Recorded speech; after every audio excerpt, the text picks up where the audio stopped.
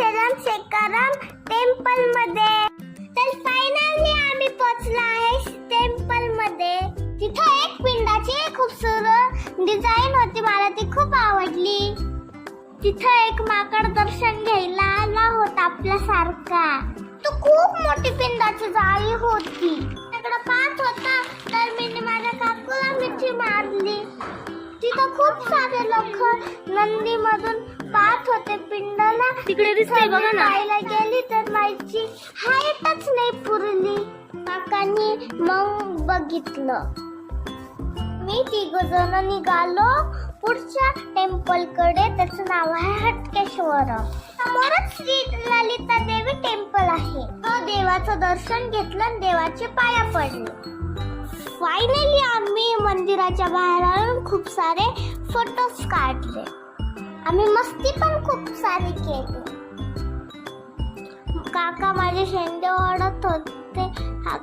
काकाला मजाकमध्ये थोडा हलका पण वाजला.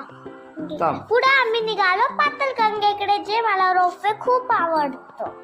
पण आम्हाला 5 मंदिर एक्सप्लोर करता करता 12 पण वाजून गेले. अनफॉर्च्युनेटली आम्हाला तिथून निघावं लागलं कारण की आमची ट्रेन होती.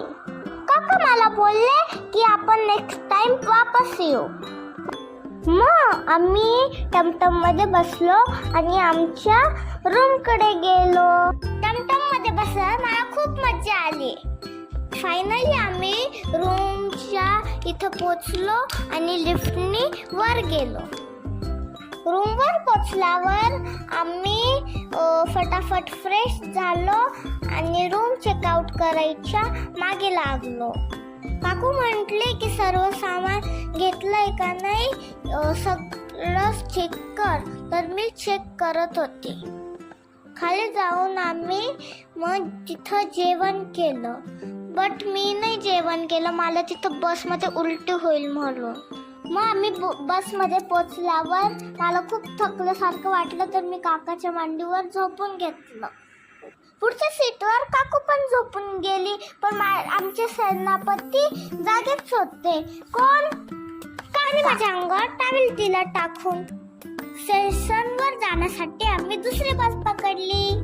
काकूने मला उल्लू बनवून टाकलं की ह्याच बसने आपण त्यांना जाणार आहे. बघते तर काय तिथं रेल्वे स्टेशन. तर मी एवढी खुश झाली. आवडला असेल तर लाईक सबस्क्राईब करायला विसरू